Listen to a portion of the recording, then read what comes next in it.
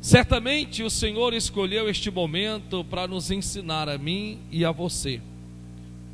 Você sabia que a coisa mais importante na vida não é simplesmente adquirirmos o conhecimento, adquirirmos a inteligência, mas sim adquirirmos o entendimento? Por que eu estou lhe dizendo isso? Porque o Senhor Jesus Cristo, na parábola do semeador, Ele nos trouxe um norte. Ele nos falou-nos algo que nós lemos e às vezes nem percebemos. A Bíblia Sagrada diz que na parábola do semeador, o semeador saiu a semear. E a Bíblia diz que a primeira semente caiu à beira do caminho. A Bíblia diz que veio as aves dos céus e arrebataram a semente que foi semeada à beira do caminho. Os discípulos, muito curiosos, um pouco mais à frente, chegou até o Senhor Jesus e lhe fez uma pergunta: Mestre, o senhor poderia por gentileza nos explicar sobre esta parábola? Como por exemplo, o que significa a semente que caiu à beira do caminho? O que significa as aves dos céus que vieram e arrebataram a semente? Bem, o próprio Senhor Jesus de Nazaré nos traz o entendimento sobre o que significa a semente que cai à beira do caminho e as aves dos céus que vêm e arrebatam a semente que foi semeada. O que é interessante, meus amados irmãos, é que todos nós sabemos em que a terra representa o nosso coração. O próprio Senhor Jesus Cristo assim o disse, que a terra representa o nosso coração. Quando a Bíblia fala sobre coração, ele não está falando sobre o órgão que bombeia o sangue. Não é isto. Está falando sobre os meus, os teus, os nossos sentimentos, onde nós adquirimos o conhecimento e armazenamos a sabedoria. O que é interessante é que o Senhor Jesus Cristo vai nos dizer que a semente é a palavra. Então a terra é o nosso coração, a semente é a palavra. E a Bíblia Sagrada diz que uma vez que tendo recebido a palavra, logo de prontidão nós a recebemos com alegria. E na verdade assim o é. Pare para imaginar. De repente um fulano, cicrano, beltrano, não importa seja ele qual for, de repente ele está doente e lhe veio uma palavra de cura.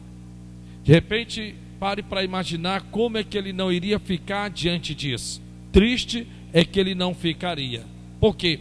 Porque de repente a palavra estava vindo como forma de promessa diante de uma enfermidade do qual pela palavra de Deus, Deus estava lhe garantindo, lhe prometendo a sua cura. Ou em qualquer outra área, seja ela qual for, da minha, da sua, da nossa vida. Assim nós somos. Recebemos a palavra e a recebemos com alegria. Porém a Bíblia Sagrada diz que o Senhor Jesus de Nazaré disse assim: porém não a entendendo.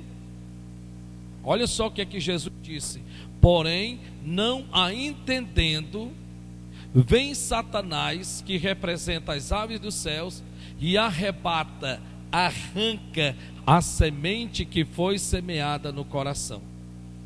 Olha o que é interessante, que não se trata só de ouvir a pregação. A Bíblia Sagrada fala que é mais importante do que somente ouvir, entender. Então entender é a coisa mais importante. Que no nome do Senhor Jesus de Nazaré você possa entender por que Deus te trouxe aqui nesta noite e o porquê desta mensagem está exatamente sendo ministrada nesta noite em que você está presente para a glória de Deus. Este culto nunca aconteceu. Quem concorda comigo aqui, levanta-se a mão em nome de Jesus. Esse culto nunca aconteceu. Talvez você diga: não, pastor, me perdoe, aconteceu sim, quarta-feira passada, quarta-feira retrasada, pastor. Não, isso aqui não. E nunca mais vai acontecer. Jamais nós teremos a data de hoje, o dia de hoje, no ano de hoje. E disso você pode ter certeza. Então que você possa, em nome de Jesus, se permitir entender por que Deus me trouxe aqui nesta noite. E porque de tantos outros Deus quer falar comigo justamente sobre essa área da minha vida. E que você possa tirar proveito dela. Não se tornando somente um ouvinte, mas sim um praticante de toda a verdade. Então eu gostaria que, por gentileza, você pudesse colocar a mão no seu coração. em nome de Jesus, fechasse os seus olhos e diga comigo: querido Deus, em nome de Jesus, ilumina os olhos do meu entendimento, usa o teu servo, pelo teu Espírito Santo, para teu louvor. Faz a tua oração. Pai, em nome de Jesus, eis-me aqui, Senhor. Meu Deus, para isto eu tenho orado e buscado a tua face, para que ao subir deste altar, ó Deus Todo-Poderoso, a tua palavra e não eu, mas que o teu Espírito Santo dê vida à tua palavra em nossos corações e que ela vá e possa muito bem produzir o fruto para qual ela está sendo enviada. Repreende, ó Deus, as aves dos céus, principados, potestades, entidades, demônios e forças espirituais da maldade, que intentarem, meu Deus, arrebatar, arrancar e tirar a semente que lhe estarão sendo semeadas. Sim, eu desde já digo em o nome de Jesus. E você que crer, aplauda Jesus bem forte.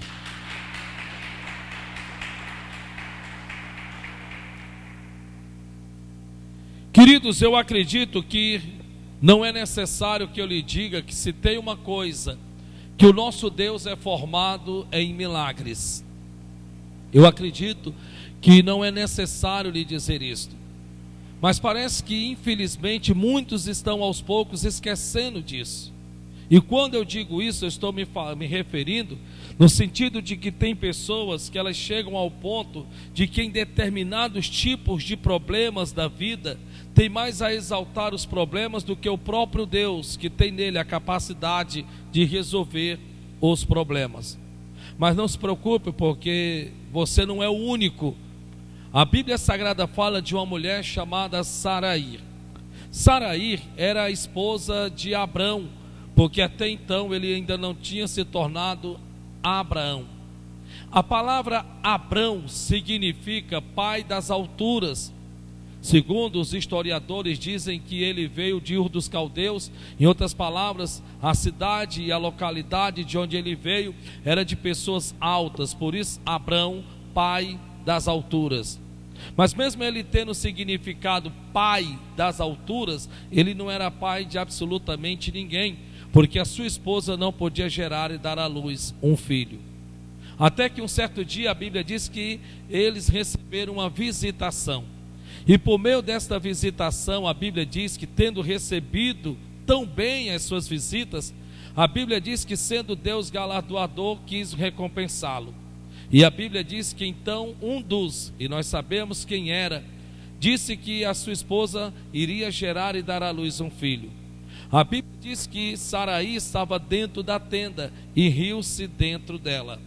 Em outras palavras, ela não riu para que os que ali estivessem pudessem ver. A Bíblia diz que ela riu-se dentro dela. O que é interessante, esse riu-se dentro dela, quer dizer que ela não ficou sorrindo, rindo, para que os que estavam ali pudessem ver, não. Ela riu-se dentro dela.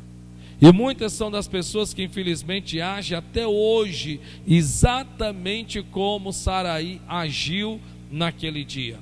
Por um lado querem seus milagres, por outro infelizmente dificultam em acreditar que Deus possa lhes dar a resposta para os seus milagres. Atribuem algumas dificuldades. Às vezes você ora pelo filho, pela filha, pelo marido, pelo pai, pela mãe, pelo irmão, e muitas vezes você se deixa levar, assim como Saraí se deixou levar pelo tempo que ela tinha, em que para ela era impossível gerar e dar à luz um filho. Assim nós também podemos focar os nossos olhos em quem quer que seja, ou no que quer que seja, e por conta do tempo sermos levados a desacreditar que Deus possa fazer um milagre. O bem da verdade é que todos nós sabemos que o Deus que nós servimos, Ele é mestre em fazer milagre.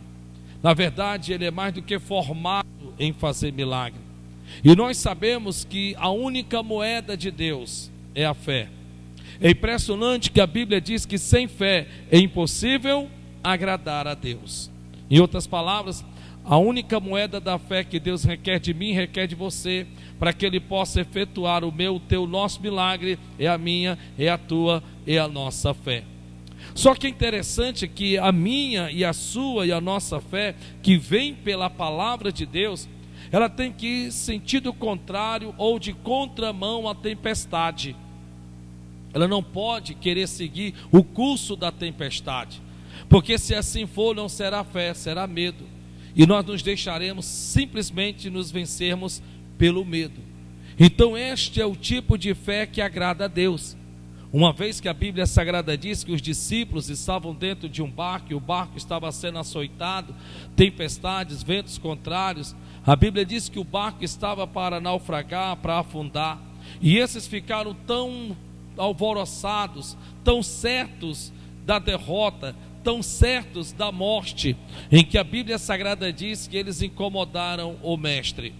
Jesus acordou, pôs-se de pé, porque estava deitado na popa de um barco, pôs-se de pé, acordou, e ele disse: aquieta-te mar, cala-te vento, e houve grande abonância. Mas logo após ele ter feito isto, Jesus de Nazaré não deixou pormenores, pelo contrário, a Bíblia diz que Jesus de Nazaré olhou para todos eles e disse: ainda não tendes fé? Pois é, Jesus de Nazaré, mesmo tendo feito o que fez, olhou para eles e disse: vocês ainda não têm fé? Veja que Jesus poderia ter feito um milagre e ficado no lugar dele, mas não foi isso que ele fez. E às vezes é o que pode acontecer comigo e acontecer com você. Quando muitas vezes Deus, já tendo nos dado vitórias em muitas áreas da nossa vida, agora nos encontramos em um embate. E nos encontramos justamente naquela incerteza de que será que realmente Deus pode ou não pode fazer esse milagre. Quando Deus, o próprio Senhor Jesus, falou para os seus discípulos: ainda não tendes fé, Ele não está aqui menosprezando a nenhum deles, não, pelo contrário.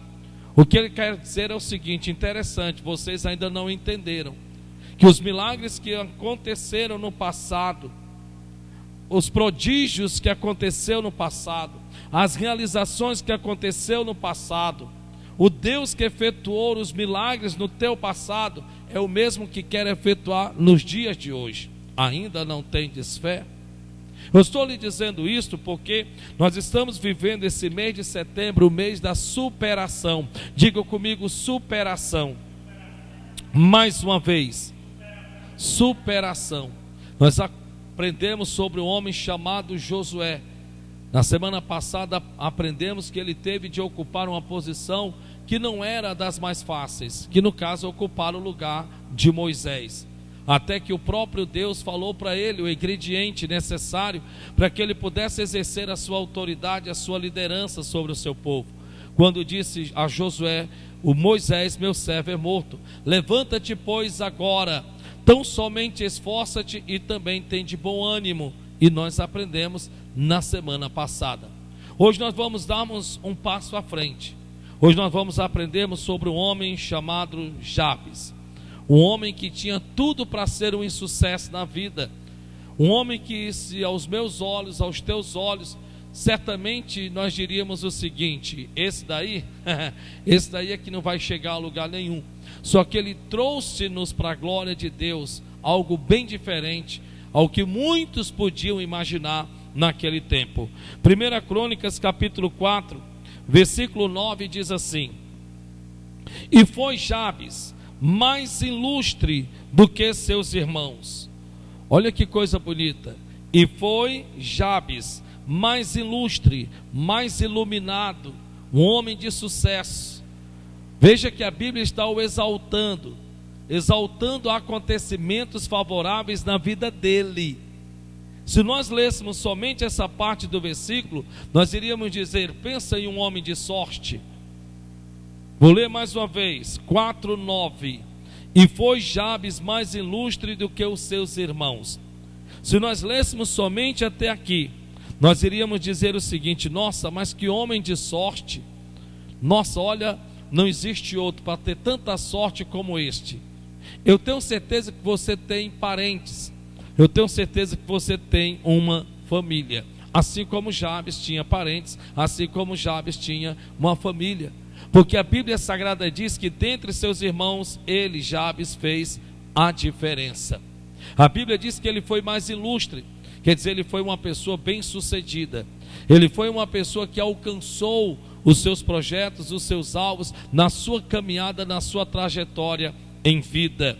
E foi Jabes mais ilustre do que os seus irmãos.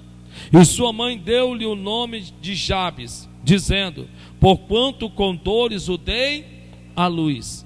De repente as coisas começam a complicar, porque agora a Bíblia vai dizer sobre a data, o dia do seu nascimento e o nome que ele recebeu.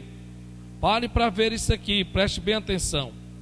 De princípio nós lemos Jabes indo de bem e de muito bem a melhor. E de repente a Bíblia diz que ele puxa o freio de mão e vai dizer sobre o nascimento de Jabes.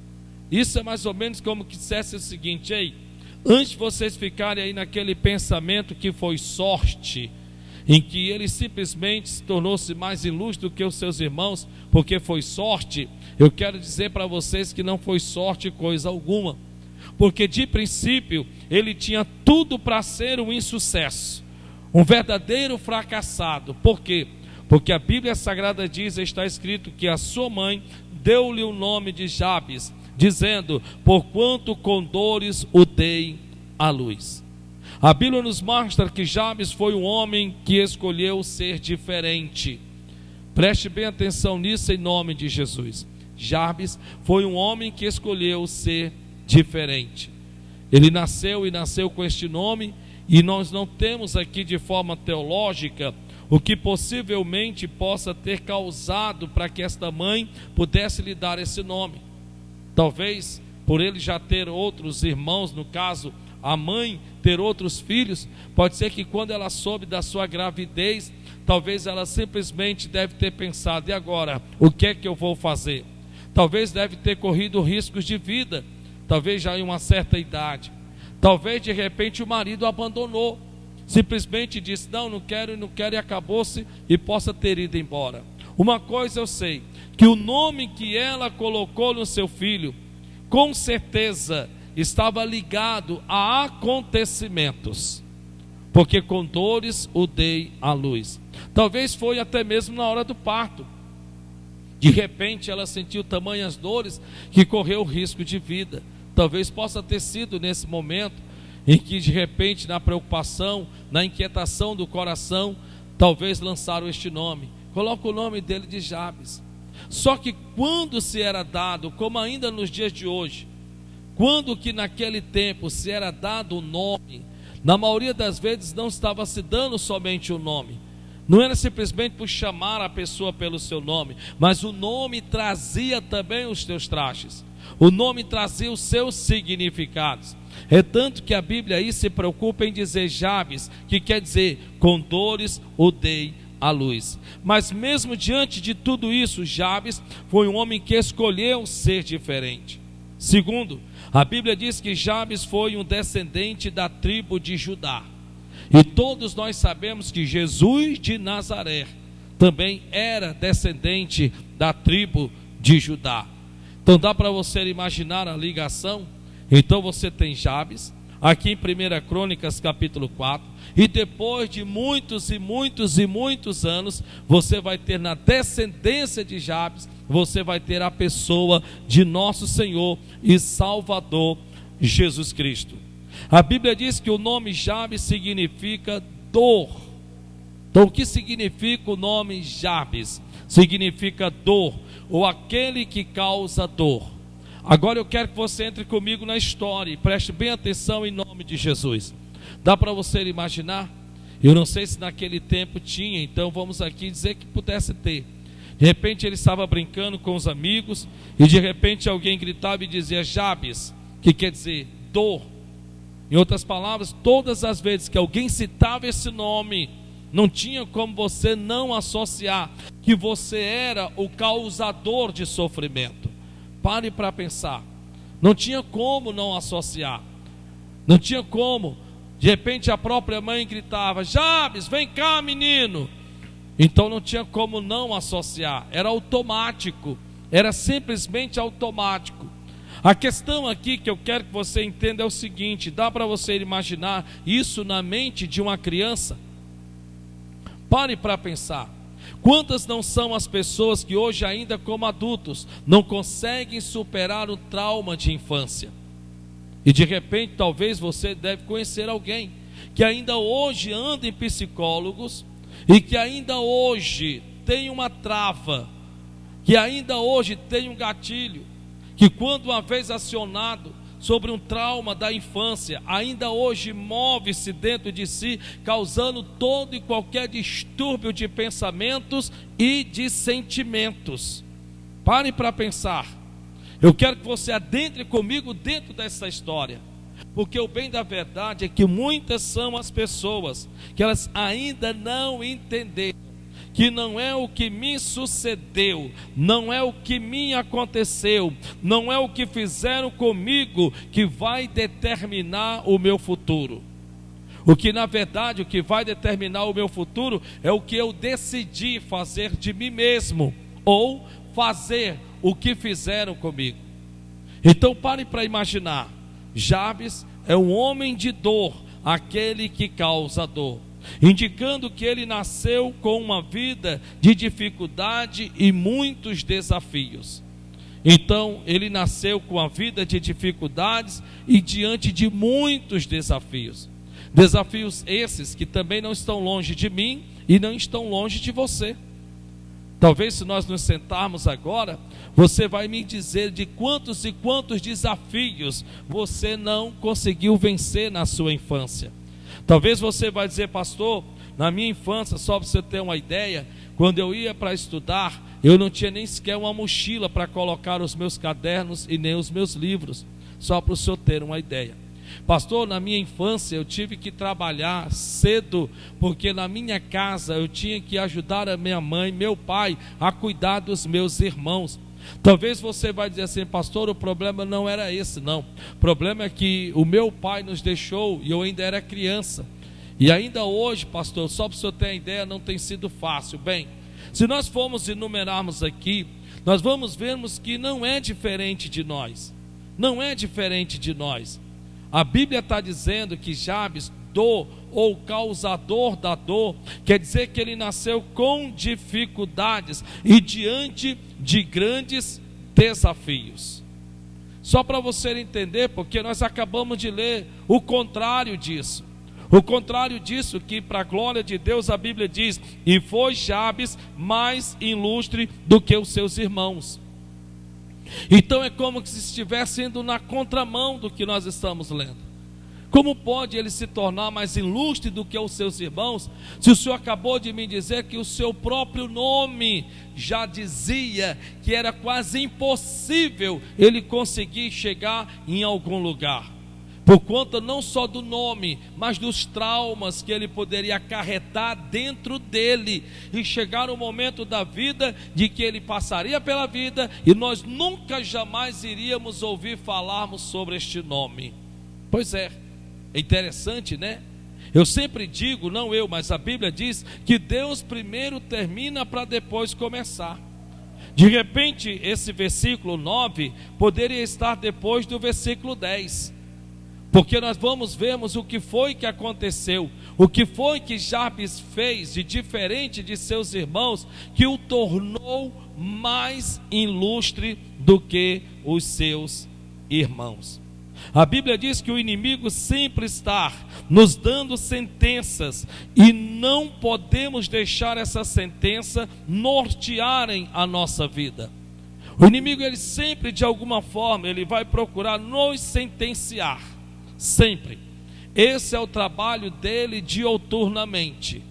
De repente você é uma pessoa em que você diz assim, olha pastor, se tem algo que eu não gosto. E de repente você vai me dizer, sabe de que é que eu não gosto? Ter pesadelos. Nossa, quando eu tenho um pesadelo, pastor, eu perco logo o sono, eu fico preocupado, eu me sinto inquieto, eu fico logo tentando saber o que é que significa. Aquilo mexe dentro de mim, sabe, pastor? Eu fico sem chão para pisar. Ou de repente, quem sabe, uma injustiça, ou uma ingratidão, ou algo semelhante a isto. Algo que vá determinar dentro de você um sentimento. Sentimento esse que, se você não souber lidar com ele, você pode muito bem pegar a sua vida e, com todo respeito, jogá-la de água abaixo.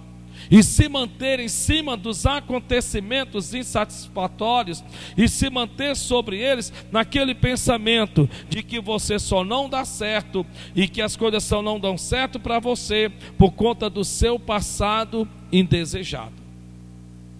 Bem, a Bíblia Sagrada vai nos mostrar o que foi que Jabes fez. No versículo 10 diz assim: porque Jabes invocou o Deus de Israel.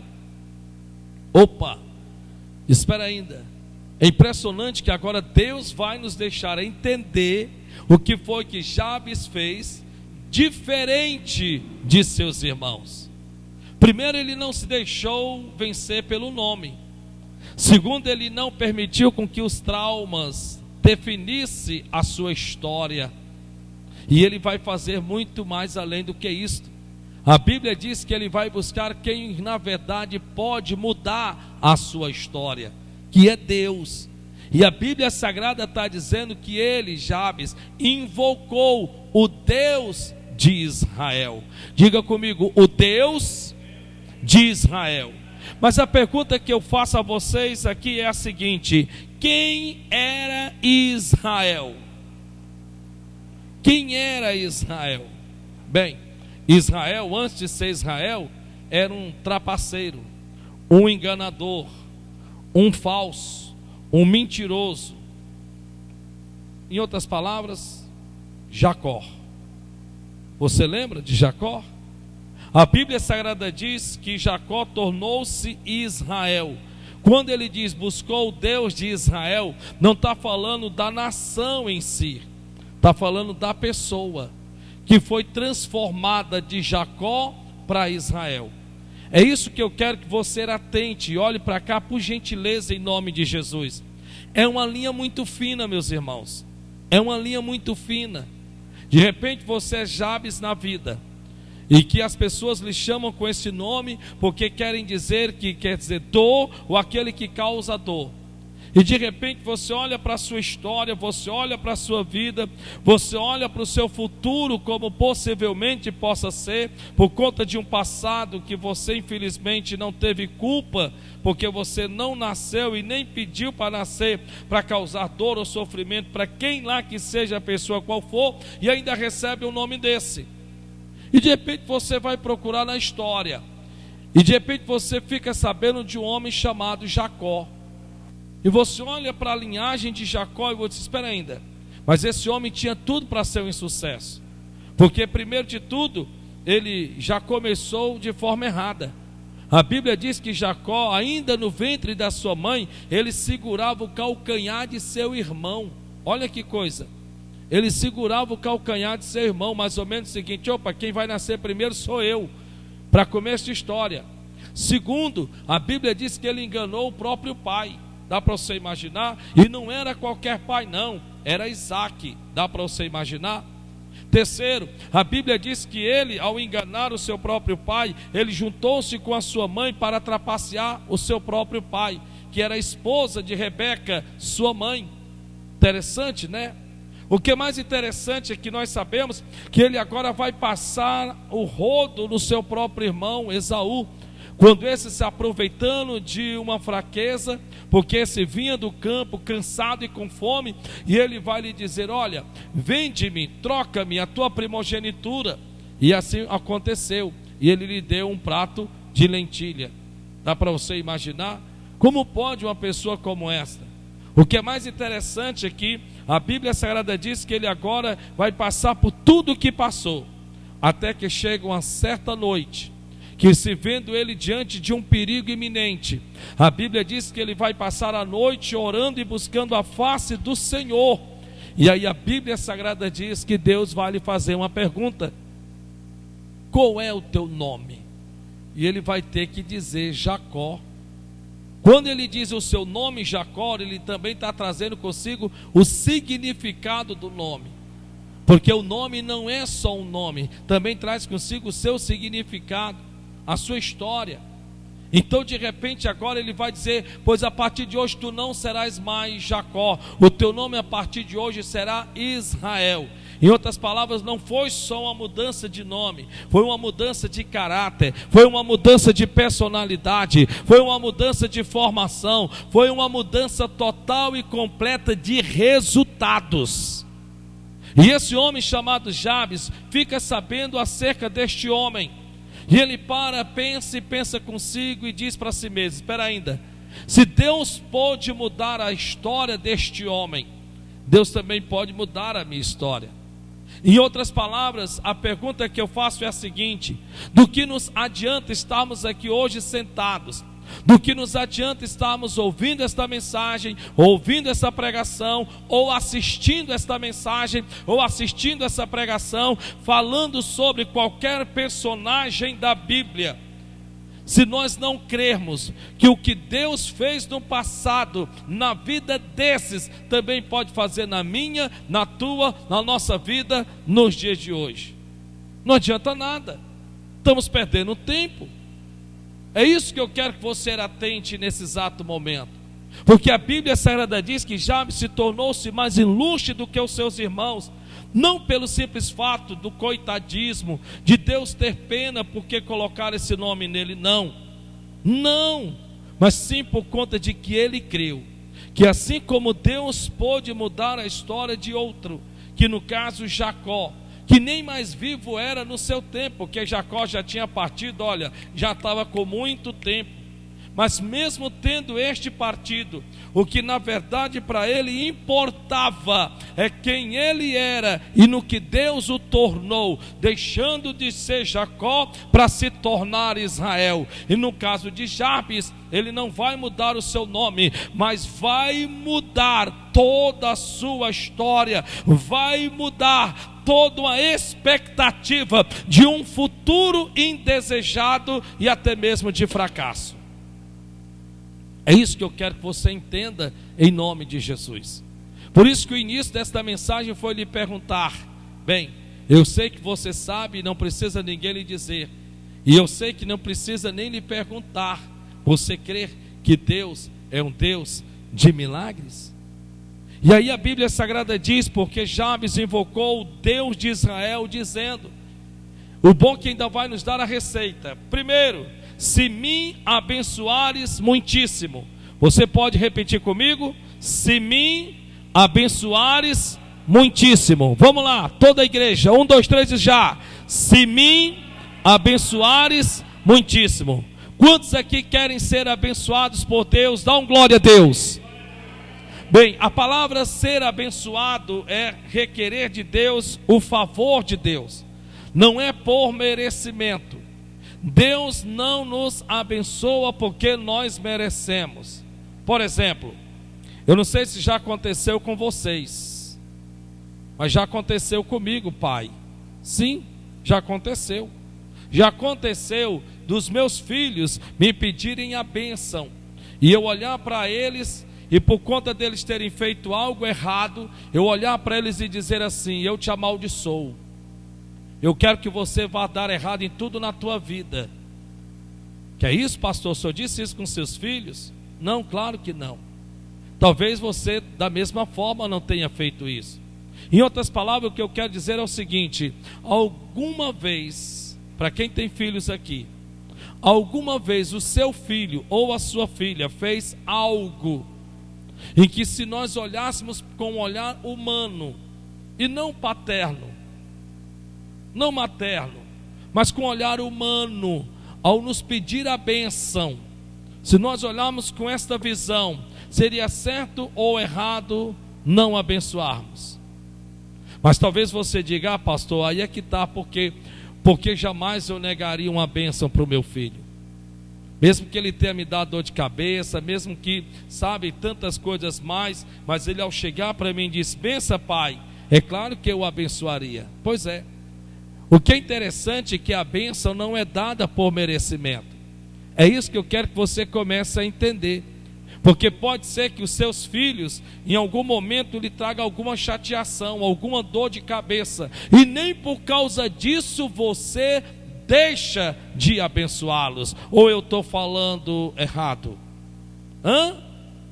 Tenho certeza que não.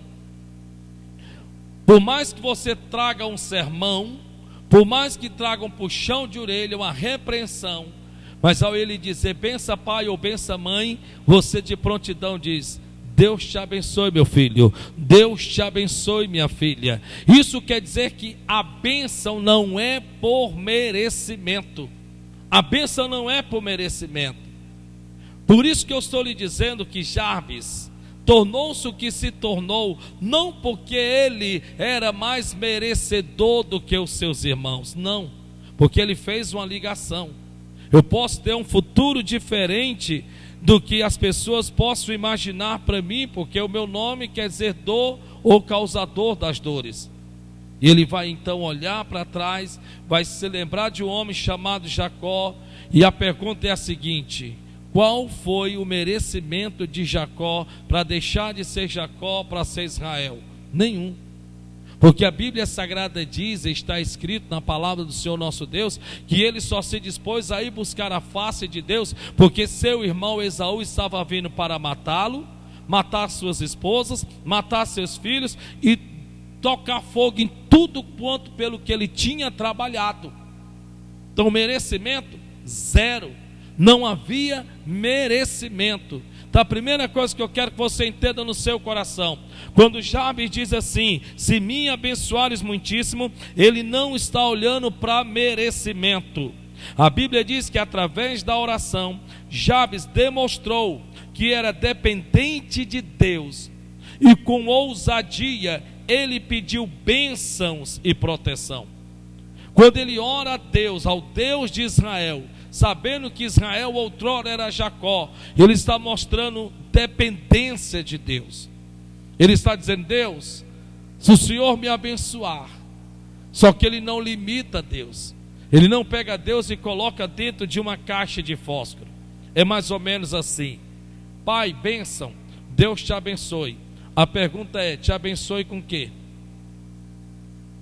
Você sabia que muitos pais abençoam seus filhos dizendo Deus te abençoe, mas elas mesmas não professam a bênção que Deus possa atribuí-los?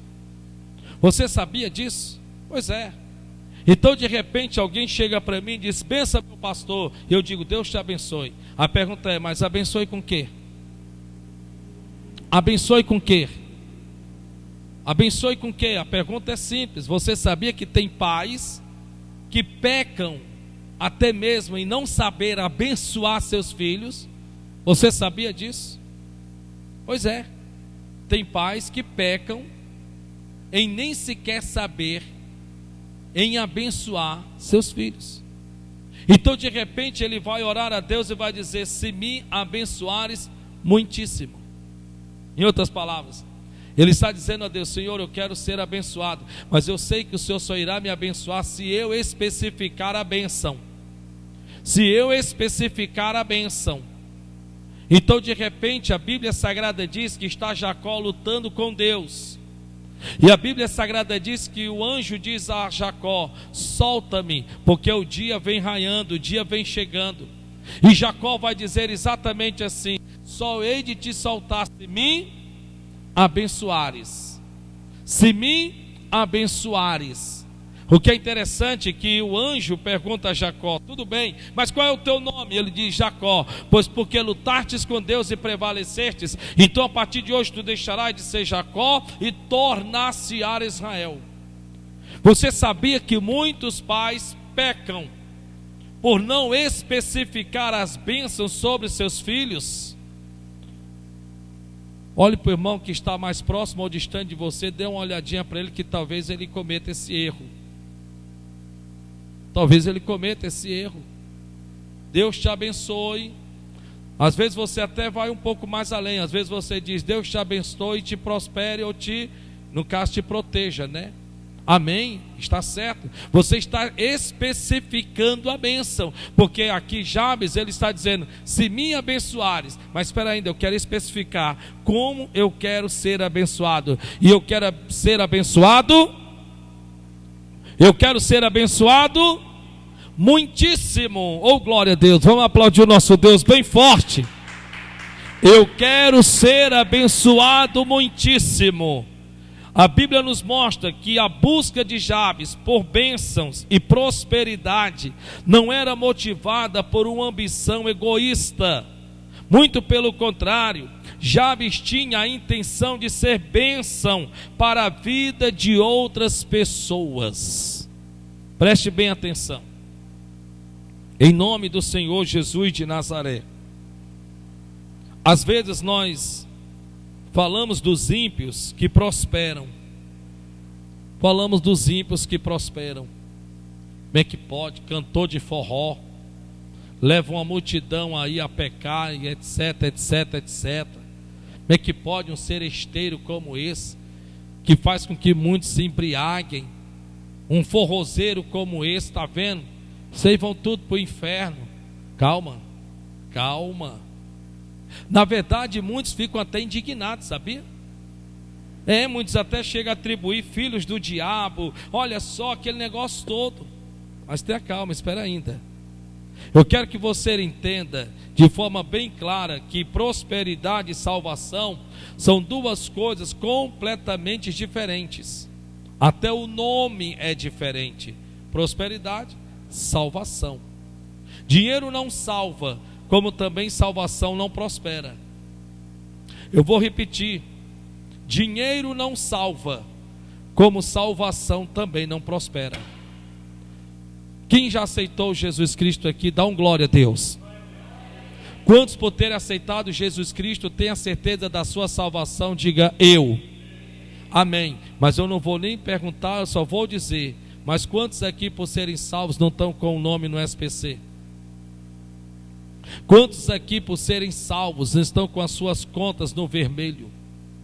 Quantos aqui por serem salvos não estão passando uma situação financeira tão problemática, tão difícil, que você está dizendo: meu Deus, que negócio é esse? Eu larguei tudo, abandonei o mundo, abandonei isso, abandonei aquilo, e meu Deus, olha só como é que está a minha vida financeira. Pois é, salvação não garante prosperidade, como prosperidade não garante salvação. Interessante isso, né? É muito interessante. Ao passo que tem pessoas que as suas contas, nossas, estão, não é gorda não, estão inchadas de gorda. Não sabe nem quanto tem.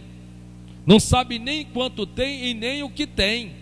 E prosperam, e prosperam, e prosperam, e prosperam. Claro que a prosperidade, você tem que entender que segue um segmento. Não é algo que simplesmente se recebe, ganha e pronto e acabou. Porque até para quem nasce próspero, se não souber administrar, perde tudo.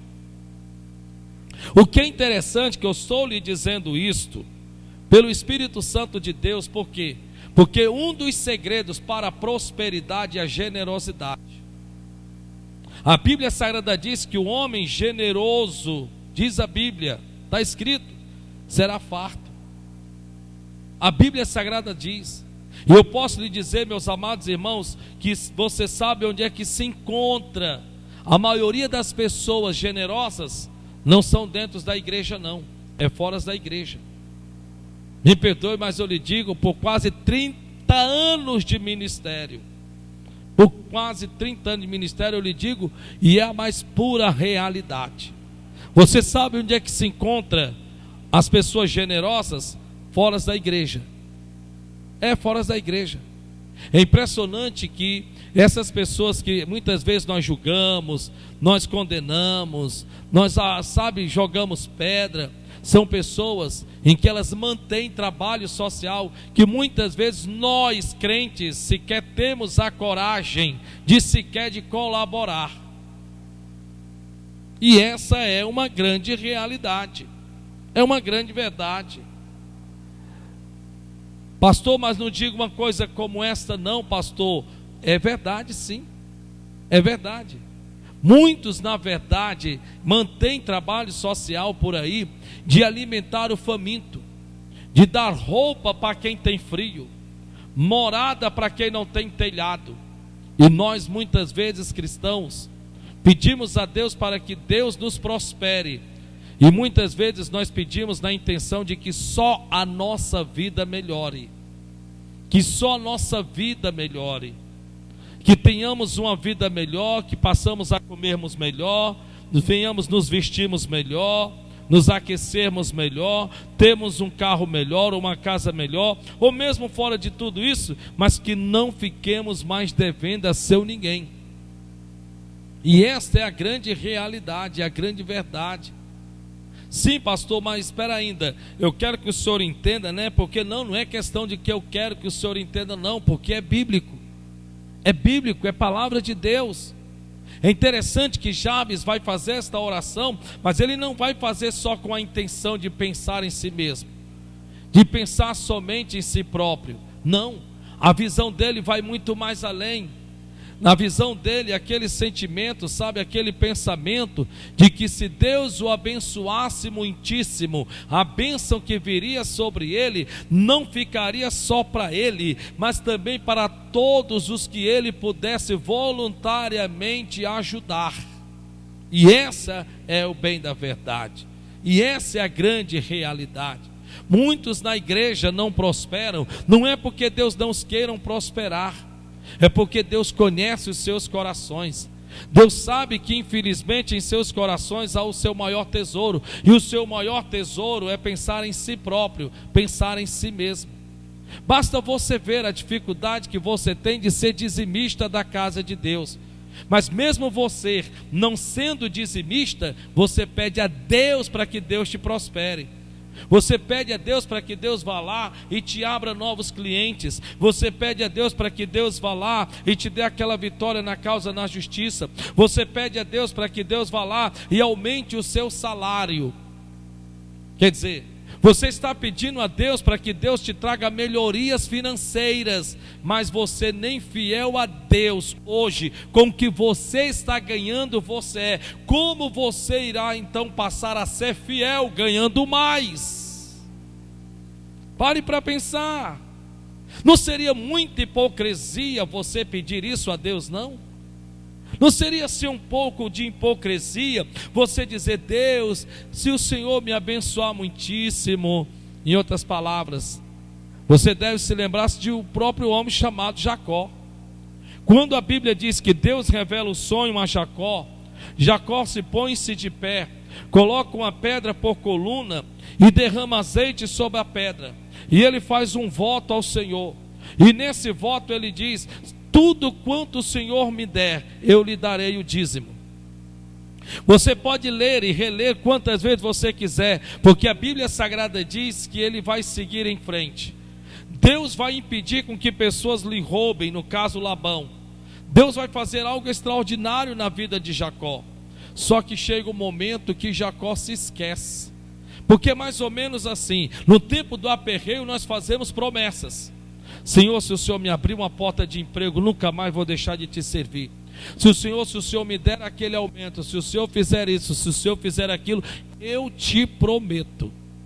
Se no tempo do aperto nós prometemos a Deus, só que nós esquecemos que Deus é um Deus em que sempre foi um Deus de aliança, que no momento em que você promete, Deus espera que você cumpra a parte dele, mas para que essa aliança firme, realmente fixada, Deus primeiro faz a parte dele, e esperando que você depois faça a sua parte.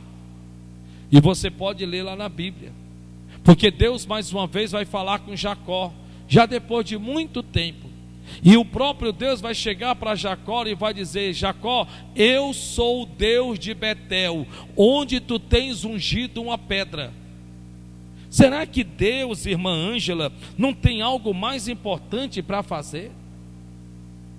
Porque Deus vai se lembrar de uma pedra, de um ser inanimado que não tem vida, que foi derramado azeite sobre ela?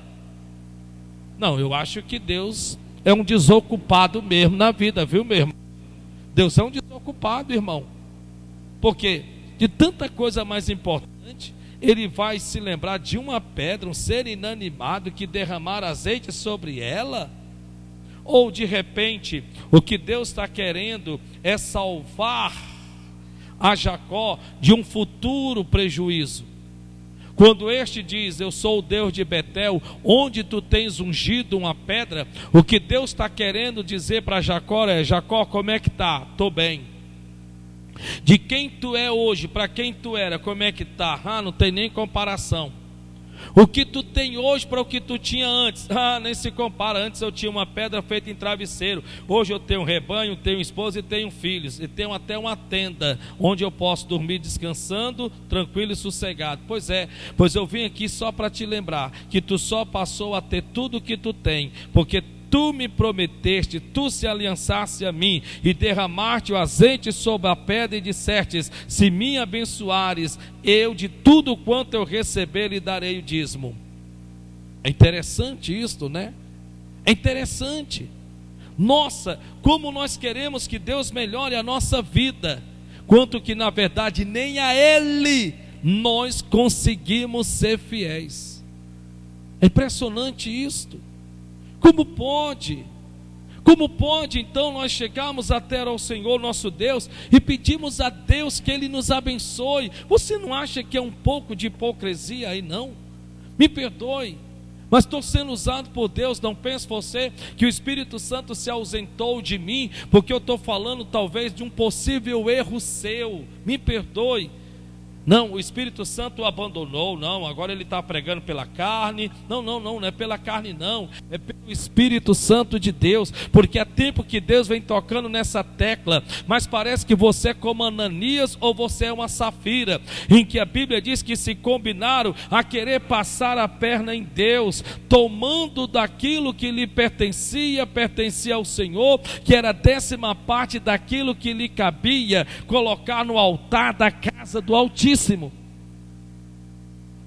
É interessante isso, porque veja que a Bíblia vai dizer, segundo está escrito: e meus termos ampliares, diga comigo, e meus termos ampliares. A Bíblia diz que havemos de entender que nós somos limitados, Deus não.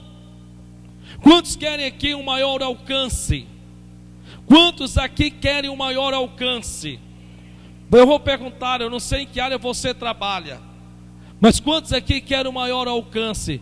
Como eu digo um maior alcance, talvez melhores clientes, com maior potencial financeiro, ou talvez subir de cargo onde você trabalha.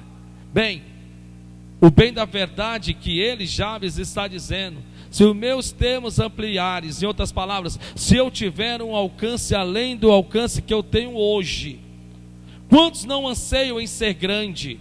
E não venha você me dizer que não, pastor, eu não anseio ser grande não. Então deixe de trabalhar, porque até onde eu sei você trabalha, e trabalha todo mês na esperança de ganhar um pouco a mais a cada mês. Não é um pouco menos não, porque quando você ganha menos, você não fica feliz, você fica triste.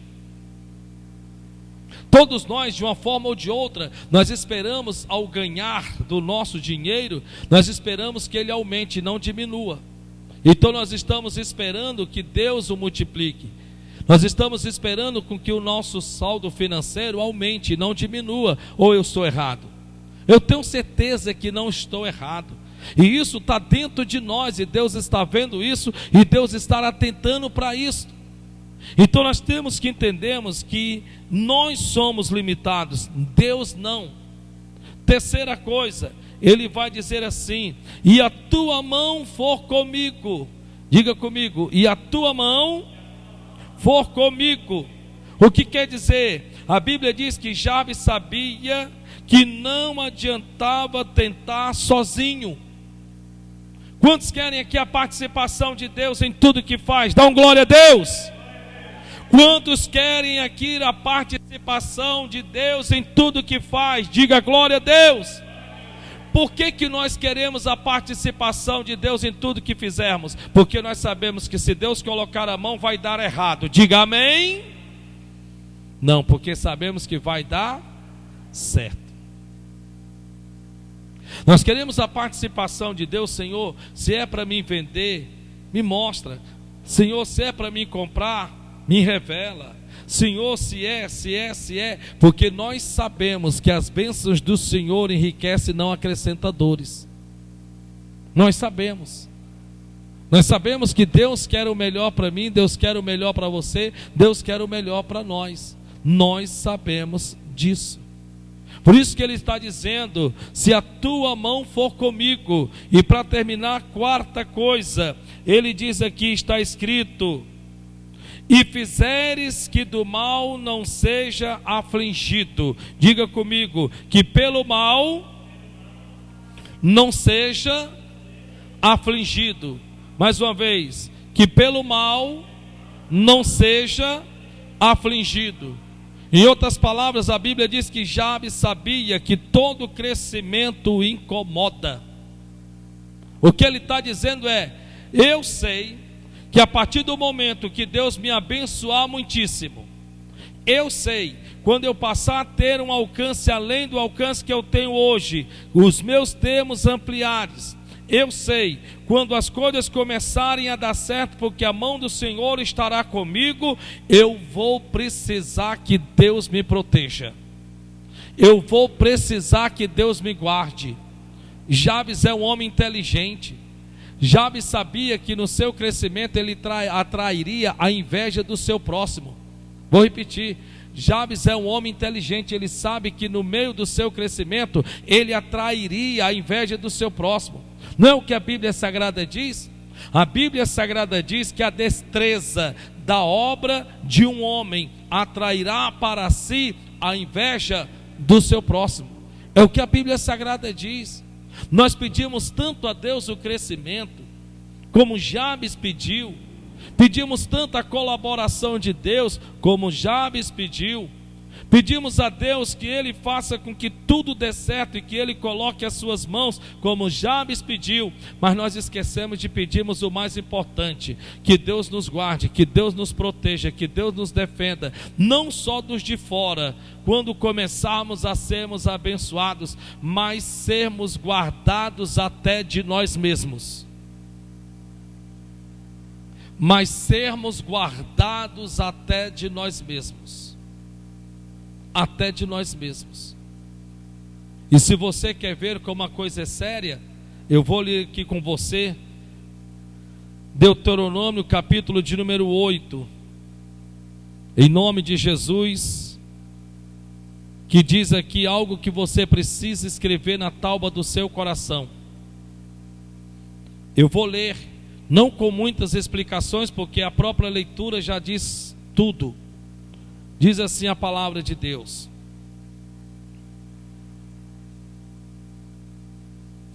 todos encontraram, amém? Deuteronômio capítulo 8, versículo de número 7.